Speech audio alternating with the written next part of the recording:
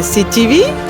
la chaîne des patriotes. jërë ngeen jëf mbokk yi nga xam ne saa su nekk yéen a ngi saxoo di teewlu di seetaan seen chaîne bi di ASID TV la chaîne des patriotes tey nag ñu dalal gan gu màgg benn activiste ñu koy wax Diop Taïf ñu ngi lay nuyu di la dalal boobu ba léegi nag ñu ngi lay topp kaay si ASID TV léegi jot na nga ñëw ñu ngi lay dalal bu baax si ASID TV ah. Mbaye maa ngi lay nuyu di lay ziar aussi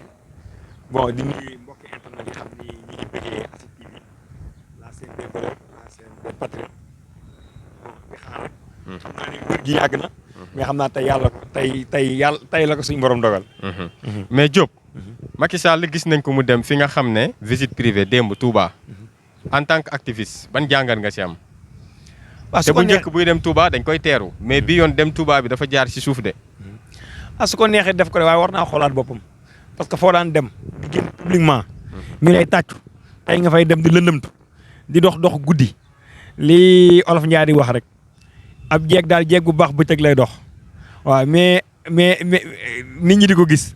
waaye jeeg buy dox guddi moom xaj dañ koy boobu rek loolu daal laa amul lu ma koy wax. leneen nag aussi mooy le peuple est vigilant à travers ses actes. En tout cas moom peuple bi xam ne nii moo nekkoon mois de mars ñi ngi fii tey la wàllu gën a aay on est engagé on est hyper motivé lépp lu muy def daal na nekk njariñul dëkk bi jàmm am ci réew mi mu may nit ñi jàmm may activistes yi jàmm may politiciens yi jàmm surtout l'opposition parce que leneen lu mën di def lu dul loolu loraange dong la koy juróom mais du leneen loolu rek la am message bu ma koy wax. Diop jamono yi ñu génn weer yi ñu génnoon état Sénégal da la taxé de terroriste ñu jël la teewoon la fii si caserne Samba Diéry Diallo.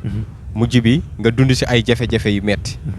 ginnaaw ba nga génnee ba léegi daanaka ràññee nañ la si réseaux sociaux yi dafa mel ni sa combat fa nga ko tegoon da nga ko gën a dëgëral lu tax tey ñu toog jékki-jékki rek état bi jékki-jékki rek taxé la de terroriste. waaw mooy comme li nga wax rek comme ma yàgg waxee aussi ni président Sonko yàgg ñu ko wax rek parce que li ñaan l'homme intègre ne perd jamais sa dignité parce que sa force vient de son intégrité loolu moo am parce que quoi qu'on puisse dire rek ñun liñ gëm mooy réew mi lañ gëm te loolu ça nous réconforte. Intimidation yooyu ñuy def di ñu torture di ñu massacrer di ñu menacer daf ñuy réconforter daf ñuy gën a motiver rek parce que ñun réew mi lañ jël teg ko suñu kanam parce que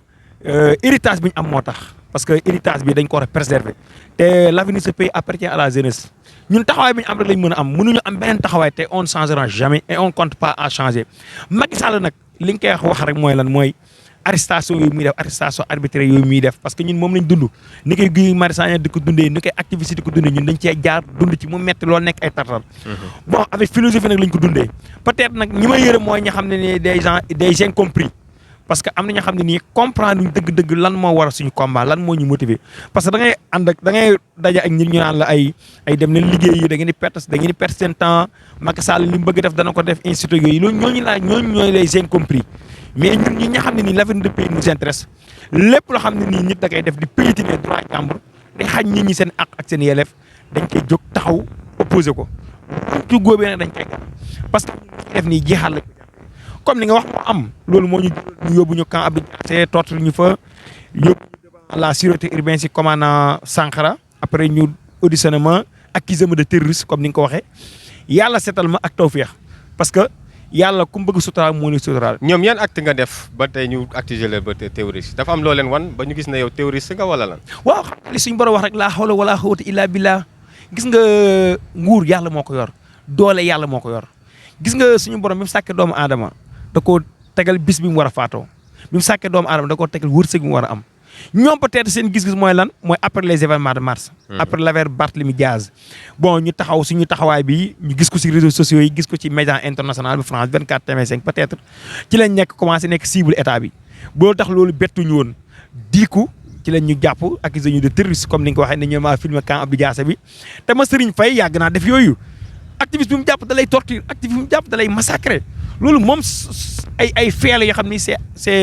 c'est quotidien loolu moo tax quoi en fait léegi bi ñu yóbbee commissaire Sankara ñu entendre luñu bon bi ñu auditionné presque 4 heures de temps d'audition après ñu yóbbu ma déféré ma au niveau de non yóbbu ma sûreté urbaine après bi ñu xëyee yàlla def tawfeex topp gi ñu may topp terroriste peut-être gisuñ ko. ñu yóbbu ma devant le procureur yóbbu ma au niveau de Rebeuss ma am fa 15 jours ak sama avocat yi xarañ yi wax dëgg yàlla ku mel ni maître Khoureyssi Ba maître Tall maître Gningue maître Gomet et tant d'autres wax dëgg yàlla ñu taxaw am taxawaay bu am solo parce que gis nañu liñ may accusé defuma ko yàlla dogal ñu acquitté ma ñu bàyyi ma mais jaay doole googu rek mooy lan mooy le jour de mardi bi xam dañ maa waroon a bàyyi ñu délibéré génn sama délibération na bàyyi nañ ma jour mardi dañ maa téyewaat maag samay morom ñu bàyyi leen man ñu téyewaat ba mercredi le lendemain ci lañ may door a bàyyi dèjà mu nekk benn xeetu injustice mooy li ma wax rek c'est que intimité dañoo xool ne bi Antoine Diome nekk à la tête du ministre de l'intérieur ba léegi dafa nekk au sol du pouvoir c'est-à-dire day jàpp nit ñi di leen massacrer di leen xoqatal di leen intimité barki dem moo ci mujj activiste yi tey jii moo war a suñu rassemblement bi ñu ne benn sitting parce que soo xoolee gis nga ñi ngi demande benn sitting ñu bàyyi ba démb ay vers 16h 17h ci la ñu koy door autorisé. moo tax xumbul noonu peut-être ñun rek ñoo fi nekk mais suñu message moom dina jàll par A ou B parce que le média est là et motivation mi ngi fi engagement mi ngi fi fépp fa xam ni bëgg nañ fa àgg danañ fa àgg incha allah y aura des plaintes dana am plainte yi xam dañ ko saisir au niveau de la justice donte police lañ ci bëgg du ko def. parce que amoon na ay plainte ku jiitu woon te dara mujj ko mujjul fenn ñun ñi plainte nañ mujjul fenn barki dem nañ ma agressé Taïf ay gens de mauvaise foi ñu agressé ma waa APR ma plainte gars yi dem ci procureur ak certificat médical lépp mais dara la mujjul fenn. kon Taïf jot nga fa gudd agression. ah si. dañoo jël say bagages wala lan. au lendemain des élections dañ maa dóor dañ maa agressé dóor bu physiquement. et moralement. lendemain des élections locales wala. ah au lendemain des élections locales. te mujjul fenn. saisir naa la justice def na war def naa ko mais fenn la mujjul kon mooy li mu wax mooy Macky Sall day dóor doom làq doom képp ku ànd ak Macky Sall parce que maire bi c'est un pro APR. moom rapport OFNAC mi ngi koy xaar mi ngi ci taalu procureur ba léegi génn 2018 waa OFNAC ñoo fa ñëw ceytu ko xam ne kii dafa luuba suñu xaalis mais depuis 2018 kenn mën la wax rapport fu mu dugg kenn génnewu ko kon Macky Sall moom képp ku ànd ak moom loolu neex dara du la fekk. parce que rapport OFNAC ñaata nit la épinglé ñaata dignité la épinglé ñu dem ba kilo ñebe bi am koy jëndee 4500. ñu dem ba xam ne nii géwlu Macky Sall la seule mérite qu'il a la Farba Ngom sa seule mérite mooy géwlu Macky Sall laa doon. mu yor ay milliards ay oto yu dul jeex ay terrain yu dul jeex fan la ko teg parce que Macky Sall laa àndal. te opposition bi li mu waxoon je vais réduire l'opposition à sa plus simple expression loolu la gëm te loolu la nekk waaye dina xam ne peuple bi mi ngi fi. li ray Karim Wade ray Khalifa Sall rayul Sonko te ray Karim. parce que peuple bi à chaque fois nee naa le peuple est souverain gis nga démocratie suñu ko waxee c'est le gouvernement du peuple par le peuple et pour le peuple Macky Sall réew mi da ko doon ci kenn doon Abdoulaye Wade nekk na fi jóge fi Abdou Diouf Senghor noonu lay fi jóge incha allah te 12 mois képp moo ko fi dese. léegi nag ñaari soit la am soit mu dem avec grandeur avec la dans la grande porte. wala mu dem dans la bassesse. mooy lan dafiy jóge ñu ceytu ko luubal gi ñi ci war a tëj ñu tëj leen ci dinaa si Faye Sall ñu détruire ko yóbbu leen à la prison parce que nag justice dafa war a am ci réew mi intimité dafa war a jeex parce que moom moo waxoon ñun moo ne yéen jeunesse bi su ngeen ma falee nekk ma fi tabax ay tali nekk ma fi tabax ay kër nekk ma fi tabax ay hôpitaux li may far mooy lan je vais maintenir l'état de droit je vais instaurer l'état de droit mu ne l'OFNAC est faite pour nous et je ne protégerai personne wax ko 3 fois ci premier discours 4 avril mu ne la CREI est faite pour les libéraux. kon nag loolu mu ñu waxoon promesse yooyu mu ñu waxoon est-ce que nag réellement tey suñ posé question yi danañ ci am ab benn question yoo xam ne nii daf ñu dara ñu satisfaire du am. lépp loo xam ne nii ñaawteef la Abdoulaye doon ko def Macky Sall tey la wàllu gën a aay. lépp loo xam ne nii genre luuba la genre tong-tong genre séddoo suñu xaalis. Macky Sall ci la waalo gën a aaye ci moom ci nguuram gii. léegi nag li ma lay wax mooy lan il est face devant son peuple bi nag dafa nekk peuple bu mature et peuple bu engagé dara duñ ko may. dara farta ay ni duñ ko may. waaw Diop jamono ñu weesu gis nañ ne Ousmane Sonko génn na def déclaration ci convocation bi nga xam ne ñu ngi ko koy waaj a jox ngir jëmale enquête bi nga xam ne déglu bi ñuy déglu mbirum Adji Sarr te moom ak Adji Sarr. coow liñ leen fi doon wax mbirum viol bi. ginnaaw loolu yow gi ràññee nañ la woon convocation bu njëkk ba ñu fi defee woon Ousmane Sonko yow bokkoon nga si ñi si gënoon fës si doon ànd ak Ousmane Sonko si gunge bi yoot Ousmane Sonko nag yëkkati na ay kàddu nee na bu sañoon ku nekk na nga toog sa kër déglu ko te xam ne day dem déglu dañ koy woo rek ngir déglu ko te day ñibbiwaat këram yéen ñi nga xam ne activiste ngeen ban taxawaay ngeen si fas yéene am. waaw si loolu li si ñëpp am moom lañ ci am taxawaay bi tamit moom lañ ci am gis-gis bi ñu lañ koy partagé. xam nga gis nga koo wóoluwul sa soxna doo ko dénk sa njël ñun Macky Sall duñ ko wóolu Sonko loolu tax ñu nag Sonko tànk ak tànk mbagg ak mbagg. kon da ngeen koy gunge. non si mënta ñàkk day am force du bëgg-bëgg Sonko mais bëgg-bëgg peuple bi la. en fait Sonko c'est un patrimoine à préserver suñu nee patrimoine nag lu ñuy aar la suñu moomeel la Sonko moomutu boppam. peut-être bëgg-bëggam dana ko wax waaye li xam ne nii mooy notre destinée ñu ñoo koy jël en main. lépp loo xam ne nii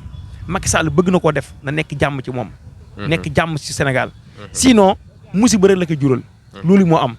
leneen li aussi mooy suñu taxawaay duñ ko regretter te si à refaire on va le refaire encore. parce que président Sonko yàlla moo ko suturaal moom laa la wax gis nga yàlla su sàmmee doomu aadama ni nit ñi nañ ko bëgg far force dañ koy bëgg far force soo amee beneen pexe yaa sonn sa bopp mënoo ko sànq parce que suñu borom moo ko aar te suñu borom mooy aar kon wax naa la léegi ne laa hawla wala quwwata illa billah Macky Sall loolu la war a xam. leneen li nag mooy dossier Adji Sarr Sonko loolu amul. loolu c'est un faux dossier. loolu c'était une cabale. montée à toute pièce. loolu moo am te yàlla feeñal na lépp parce que ñun bu ñu jógee taxaw dañ ne lii Macky Sall bëgg a def du ci dal. def na ko Khalifa Sall mu jikko def ko Karim mu jikko mais avec Sonko moom. dinañ ko wan ne ko li nga bëgg du am parce que seul le peuple est souverain. loolu nag ba léegi weesu dara beesu si mbay dara beesu lan moo bees si dossier bi dara beesu si dëgg ba léegi mi ngi fi dëgg nag li ñu am mais jaw mais dëgg du changé dëgg moom dëgg rek lay doon à chaque fois nag ki jafee si moom la koy setal MC Niass wax na lu am solo nee na dossier bi Adji Sarr si moom moo ne ko lii ay caaxaan la dañ maa dugal capitaine Touré gis ngeen taxawaay bi ñu ci am certificat médical bi leeral na ko Ndeye Khady leeral na ko mais lan lañ bëgg léegi dossier bi amul xam nga lan moo am mooy dossier nos 14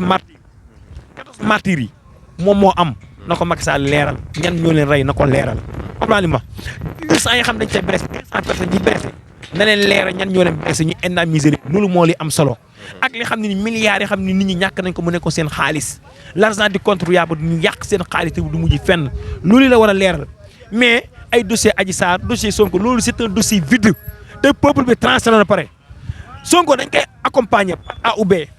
qu'on le veuille ou non moom dañ koy accompagner loolu la peuple waxta mooy am incha allah ñu woo rek ñu bañ a woo rek lu ci mënti doon muy guddi di bëccëg muy taw kii pële wala kuy nees dañuy accompagner président Sonko parce que li ma la wax patrimoine la yàlla leeral na mbir mi Macky Sall na fekk dañoo bëgg a mooy jëmale 2024 day sonn boppam. loolu képp la dossier Adji Sarr Ousmane Sonko est-ce que nekkul procès mbedd bi parce que ku nekk yaa ngi siy wax Françoise Hélène Guèye MC Niass maanaam ku nekk mi ngi siy wax Maître El Hadji Diouf procès boobu est-ce que nekkul procès mbedd bi. waa dafa mel ni Mollah Morgun génn na barki démb est-ce que du procès mbedd bi procès boo xamante ne lépp lu si xew wax nañ ko si mbedd bi kon est-ce que du procès mbedd bi. mais kon est-ce que jarati na kon ñu siy nekk di tardé wu. waaw mooy li ma lay wax question bi lay posé mooy est-ce que justice am na ci yoon est-ce que yoon def na liggéeyam est-ce que justice am na ci mim réew. parce que procès bi dafa nekk en cours dafa nekk en instruction dossier bi kenn wër cee wax avocat Sonko sax duñ ci wax. wuñ ci. Maître El Hadji Diouf mi nga wax fa ma avocat Maître El Hadji Diouf. ñaata yoon la ci wax presque 13 fois. Adji Sarr ñaata la ci génn wax ñu orchestré seen vidéo ay monté yu dul jeex te yàlla sax du leen weer. parce que Adji Sarr xool vidéo bi mu def sortie bi mu def lan la média international bi mujjee moo leen woo ndax lan dossier bi dafa am ñoo xam dañ ciy dund. c'est que am ñoo xam dañoo am règlement dafa ñoo am ay compte personnel yoo xam ne nii dañ koo mëne ak Ousmane Sonko loolu moom peuple transfert am na ñoo xam ne dañ cee dugg pour xaalis pour koom pour lu ñu am pour lu ñu dundee loolu moo am loolu tax ay François Hélène Guèye kooku du royukaay kooku Idriss Seck la mu njëkk a jàppale en 2005 dafa amoon benn page Facebook bu mu créé woon réhabiliter notre Sénégal di critiquer Ablaye Wade fan la mujj Wade moo ko recevoir jox xaalis mu immigré vers la France ñaata jëkkër la am dem États-Unis ñu dàq ko fu mu demaat France moom mi ngi am problème ak ménage am na lijjanti loolu moo gën Sonko c'est l'enfant béni de Dieu Sonko nga bëgg ko loolu la yàlla def nga bañ ko loolu la yàlla def bëri ko ci mbartal la suñu Abdoulaye waxoon puus mu dem. mais dañoo dégg tamit Ousmane Sonko keroog mu naan sortie bu mu doon def wala fajir mu ne même bu fekkee dossier bi classé nañ ko sans suite sax. daanuñu ñi nga xamante ne ñoo causé 14 morts yi man Ousmane Sonko du ma bàyyi mu sedd yéen activistes yi bu boobaa ban taxawaay ngeen si am surtout yow. xam nga parce que yéen li leen si seetlu leen yéen activistes yi li ngeen si gën a coow mooy 14 morts yi nga xam ne am na si. waaw mooy dossier bi nee naa la événement mars yi li ci xew lépp li ci xew xam nga lan la te kenn rek mooy responsable mooy Macky Sall lam waxoon xalifa généraux yi parce que biñ ko jekkoo xalifa généraux dafa dëgër bopp Macky Sall. xalifa généraux dañ la ko bàyyi lii mu sedd mu ne du baax peuple bi ñëw avec notre détermination ñu wan na ko li nga yor moomoo ko dañ la ko dénk rek. peuple bi génn am dëgg ci moom. mujj gi xamu nu muy def mu jaaxle dayebal délégation dem ci xalifa généraux yi ku ci mel ni plus précisément à Serigne Mountakha. ne ko dimbali nga wax si noonu damay ñàkk sama nguur gi. Serigne Mountakha yebal Serigne Bass Porokhane nañu lu ngeen bëgg wax leen ko ngeen jeexal mbir mi. lañ bëgg ñu def benn mémorandum bind ko jox bi nga ko joxee mu ne leen lii Serigne Mountakha lii dana ko jàll président dana ko def. gis nga ñoom Ndongo Diop ñi ñu jàpp activiste yi ñu jàppoon ñun ñoo continuer di manifester pour mu bàyyi leen lam diggantoon ak sëñ bi defu ci dara. Macky Sall nee na amul kilifa xam nga lan Macky Sall xam nga lan la xam rapport de force képp la xam xamul kilifa gëmul ay kii loolu tax su ma la kilifa gu toog ak moom da ngay wax lu la neex rek mais Macky Sall la ngay wax du ci def dara xanaa lu ko arrangé parce que parrainage bii nga gis nii mais CEDEAO lan lañ wax président CEDEAO lan lañ wax parrainage bi na ko sànni sa àll ba amul njariñ parce que tamisage la rek comme ma sélection rek la mais applique ko dafa bañ dossier Karim Wade CEDEAO da koo daan na ko nañ revisiter projet bi Khalifa Sall waxi nopp est-ce que Macky Sall jëfee na ko parce que arrangé wu ko lépp lu muy def lu ko arrangé lay doon ma ne nag ñun activistes yi ak jeunesse sénégalaise xam nga lan lañ nekk ñun dossier Sonko dafa vide amul ñu njariñ duñ ci sax wax lii c'est un dossier vide xam nga lan la ñu amal njariñ mooy 200 yi blessé yi xam ne événement mars moo jur lii si cuune ak Macky Sall na ko leeral ñan ñoo leen blessé ñu indemniser leen ñi ñàkk seen xëy ñu indemniser leen ñi xam dañoo lay amputé dañoo amputé seen loxo lacrymogène moo dagg seen loxo wala seen i tànk nañ leen saafara seen i jooy ñi xam ne noo 14 martyrs ba léegi dajuñu leen ñan leeral ñan ñooy rey parce que dañ leen suul te loolu Sénégal képp la am dans un pays responsable qui se dit démocratique qui se dit responsable ñu rey fukki nit ak ñeent autopsie amul ñu suul leen noonu ba léegi surtout ñu responsable ñu ne pays bi am na démocratie pays bi am na yoon ñun loolu lañ ko toppee Macky Sall loxo mi deret moo ci taq na ko leeral Sonko dafa déglu peuple bi ñun liñ nee liñ mayoon Macky Sall 2012 duñ ko may président Sonko parce que 2012 xam ngeen événement yi ci nekkoon ñaata nit a ci dee parce que 13 personnes fan la mujj Mamadou Diop place bii ma nekk fi la faatu woon ah Malick Ba mi deewoon Sangalkam fan la mujj Mamadou Diop Macky Sall moo ne bis bu nekkee président dana leeral kat moo ko rey oto jaar fii ma taxaw fii nii place de la nation bii la oto jaar si kawam fan la mujj fenn ay baayoo lañ ba léegi ñi ngi jooy Mamadou Diop kan moo ko rey kenn léegi nag ñu ne loolu day continuer président Sonko ak keneen ku mën di doon ku nekk président 2024 incha allah bi lépp loo xam ne mbuxum la lépp loo xam ne nii ak njombe la danañ ko leeral par A ou B si dañuy jàpp Macky Sall dañ koy jàpp dinaa si Faye Sall fekkee dañ koy distocké dañ koy tas ndax lan dañoo sàcc ñu xaalis danañ ko leeral incha allah bi lu mu ko jaral nag ñun danañ ko jaral fekkee xalifa généraux yi moom la yaakaar pour négocier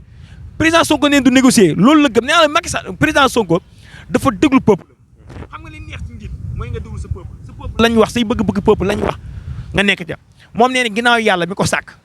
jox na peuple bi boppam dafa ñoo dénk boppam kon suñuy bëgg-bëgg ci lay nekk président Sonko lépp lu wax rek dafa neex peuple bi dafa war a leer dañ koy leeral par A ou B te xam nañ ne kabaa bi ñi ko orchestré xam nañ ko Mahmoud yaa ngi ciy dégg ay nit mais loolu dafa leer nañ ñëpp xam nañ ne kabaa bi dañ ko lii c'est un dossier vide gars yi dañoo bëggoon a pexal Ousmane Sonko président Sonko mais yàlla leeral na ko yàlla setal na ko mais léegi nag fan lay mujj dañuy jël dossier naxañ ko teg ko ne ci tiroir yi leneen ñu jàll non loolu du yoon gis nañ urgence priorité xam nga lan la mooy fukki nit ak ñeent yi jógewuñ ci asamaan si duñ ay mala ay doomu aadama lañ dañ leen a jur ñi ay responsable lañ gis nga policier dóor nit mu faatu Cheikh Wade bii lan moo ko drapeau Sénégal la yoroon ñu dóor ko bal parcelle centenaire bii ñun fi lañ on était témoin ay policier jël nit dóor leen bal fan la mujj ñu bëgg ñun loolu dañ koy suul mu jeex comme 2010 impunité dafa war a jeex ci mi réew. gis nga am na si kon daal bu ma déggee sa biir kàddu mooy yéen même mbirum Adji Sarr bu jàllee ñi si jot a faatu ñi si jot a blessé yëpp dinañ leen topp si yoon. mais loolu suñu borom wax sax. mi ngi noonu mais dafa am justice gis nga justice des hommes. dafa war a am ba pare léegi nag suñu àggee suñu borom la muy at nag moom moo ko xam. mais fii nii si boobu dafa war a leer xool am na si li mu wax rapport d' Amnesty dana le Sénégal est une terre d' impunité loolu lan moo ko gën a ñaaw si xas.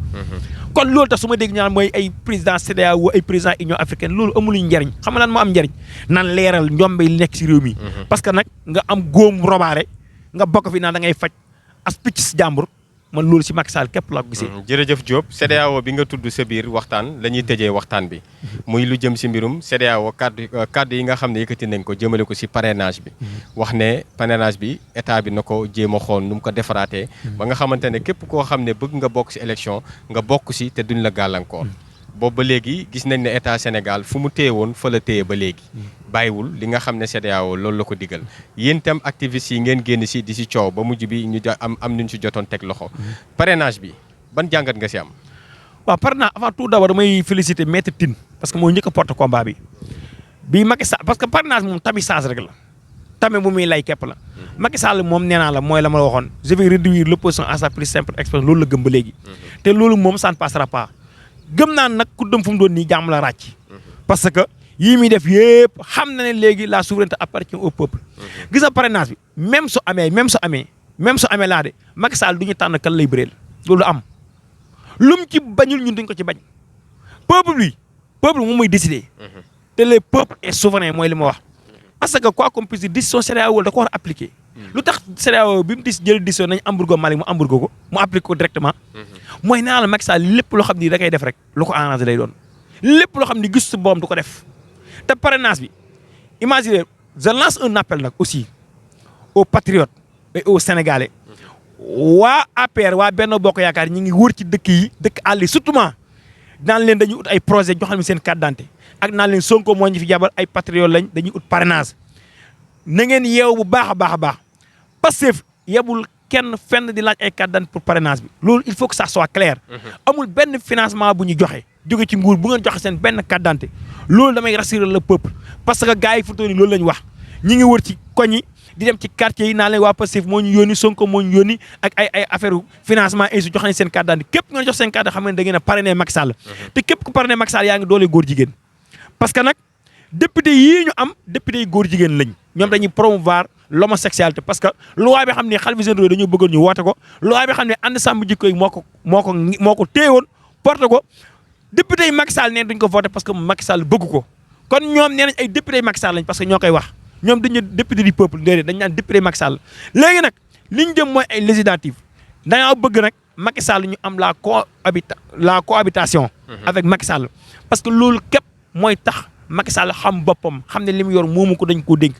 parce que député Macky Sall bi suñu xoolee Macky Sall gañewaat fi Assemblée nationale góor jigéen danañ fi gën a am doole parce que góor jigéen am na fi doole pare lu leen neex danañ ko def mais parce que Macky Sall du jóg ci violer loi bi imaginez poste premier ministre waxu Sénégal ne su ngeen ma falee dama koy dindi fal nañ ko mu jekk-jekk xëy dindi poste premier ministre ne amatul njariñ naan ay fës traak ay na bar ñu xëy mu ne waa dama indi poste premier parce que moom moo nekk président comme Union africaine mais pourtant dugal nañ loi bi Assemblée nationale mais depuis loolu est-ce que dégg nga ñu ne poste premier ministre kii mooy premier ministre décidé na ko kan mooy premier ministre te pourtant mi ngi jàll ay loi mi ngi def ay décret présidentiel est-ce que premier ministre signé na kan mooy signé à sa place te pourtant loi bi jàll na pare mooy li ma wax maanaam Macky Sall buur la jàppee boppam léegi nag comme ko xamul boppam peuple moo war a taxaw nag wax ko kan mooy kan loolu moo am leen li aussi mooy jeunesse bi maa ngi dégg mu ne ay jokkoo ak Macky Sall ak jokkoo yi loolu nañ leer Macky Sall lépp lu mu deful ci fukki at mënu koo def ci 12 mois mënut a nekk 2012 dafa ñëw daane yoonu yokkute 500000 emplois la diggoon jeunes yi defu ko mu échec mu nekk fiasco mu tourné mu ñëwaat 2010 mu ne 1 million d'emplois mu nekkaat fiasco léegi nag day amu dee peuple bi yéen jeunesse bi yéen laa wax yeewu leen baax Macky Sall li ko defee 12 mois képp la du leneen DER baa ngi financement yi mu defoon lépp clientèle politique dañ ko financé fayuñu te lekk nañ xaalis te mujj fenn. imam yi wax bërki démb nag Macky Sall dafa am ay imam comme ni ñu amee ay politiciens am ay activistes am ay opposants noonu la amee imam bërki démb xam ngeen imam li wax olof tegu ko fenn mais du mujj fenn ana procureur tax autosaisir parce que imam Macky Sall la. Ibrahima Chérif Ibrahima. soo Aïdara la sant ëpp pël Fuuta la. boo xam nag pël Fuuta yi dañoo bon mais fu mu toll moom li ko kii wax si la wax rek mooy ki dëkk Daaru Musi nee na ko fu mu doon yow berkelle nga parce que berkelle mooy lan doomi fas ak mbaam mooy yaayam nee na séeréer la 50% la bàyyi la 50% la. berkelle la nag nu ko neex lay def maanaam nee naa la Macky Sall lépp loo xam ne nii. maam kuy defaanu Macky Sall wala ko ànd ak moom nekkul ci dëgg te lépp lu neex Macky Sall lay def parce que intérêt personnel moo leen ñor. mais peuple ñoru leen parce que barki démb imam am na benn imam bu daanaka di wax ñaaw la wax chrétien yi. mais ñooñu suñu ay nawle lañ lan lañ bëgg dañu bëgg a taal réew mi Penda Ba lan la fi waxoon Aline Dumour Sow lan la fi waxoon fan la mujj parce que Macky Sall lañ àndal nee naa leen Macky Sall ak gànga xam nga lan mooy solution buur leen sànni leen sànni gi nag fan lañ njëkk mooy première édition mooy législative yi législative nañ nangu assemblée bi def une assemblée digne de ce nom mu nekk une assemblée mu nekk benn représentation du peuple par le peuple et pour le peuple assemblée su nekkaat ci la mu nekkoon mooy assemblée boo xam ne Mamadou Dia moom la doon instauré l'état de droit boo xam ne Mamadou Dia moom la doon instauré Cheikh Anta Diop doon ko prôné loolu lañ gëm loolu lañ bëgg mais mënut a nekk ak Macky Sall beneen deuxième édition bi nag moom mooy élection 2024 yi. ñu fa daanaka jëlee ko fi. yóbbu ko cour de la justice tëj ko moom ak ay mbokkam képp koo xam ne loo na suñu xaalis lekk na suñu xaalis dana fi njom ñu teg ko ci. parce que nag état de droit lañ wax. président mënuñ ko fee teg yaakaar ko comme ni ñu defoon Macky Sall en 2012 mu bëgg a tas suñu yaakaar. na déglu peuple bi président Sonko li mu doon kenn may ko ginnaaw yàlla suñu borom peuple bi la surtout la jeunesse surtout ça na déglu peuple bu sa jeunesse. lépp loo xam ne mooy bëgg-bëgg peuple lépp loo xam ne mooy bëgg-bëgg jeunesse moo ko jëkk. nee naa nag bëy lam daan dundee su lam daan dundee su nekkee ba bejjaaw na ko continuer dundee. loolu daal laa gëm. bu ko kenn orienté ci lenn bu ko kenn gëm ay négocier ay pouvoir ni kiy négocier la kaa di Idrissa Seck la kon nag président Sonko li may sax xam naa ne xam na ko baax a baax a baax. xam naa ko baax très informé macha allah kon daal baa ngi jaajëf. mbégte la woon ñu dalal la si ASID TV la chaîne des patriotes. ñu bàyyi la ak sa kàddu tàggatoo ba beneen yoon incha allah. waaw Mbaye di sant rek boo di nuyu internet yi parce que nag si manifestation nga ma fekk mais ASID TV chaîne la bu nekk une chaîne patriotique pour nous les activistes parce que gis naa daanaka activistes yëpp jël nga leen daf may métti nag nga soxla ma boo depuis loor gisoo ma mais xamal ne ci li ma nekkoon lu sérieux rek la mais dama lay bàyyi xel bu baax dama lay seetaan liggéey bi rafet na te jeune nga kon ñun étant des jeunes nag dañoo war a jàppalante maa ngi wax patriote yi aussi koo ci soxla ASID TV kum ci soxla na nga ñëw parce que njariñu askan wi képp lañ fiy wax mais du leen maa ngi jaajëfal internet di leen wax ne leen daas seen fanaanal dem leen ci sous préfet yi ak préfet yi ngeen jëli seen i carte d'identité yi surtout la jeunesse ngeen daas fanaanal parce que bi ngeen ginnaaw bi ngeen déposé carte d'identité yi mi ngi ci préfecture yi kenn jëlu ko dem leen ngeen jëlu ko ngeen daas fanaanal ñu préparé législative yi ñu jàpp Macky Sall dóor ko dóor yi métti ba dootu ko fàtte incha allah ñu waajal 2024 pour nga président Sonko encore une fois le ministre qu'on le veuille ou non nañ ko ànd gunge ko parce que nag wóoluñ ko ci Macky Sall koo wóoluwul nag si sa soxna wóolu ko wóolu sa jël. ASID TV, la chaîne des patriotes.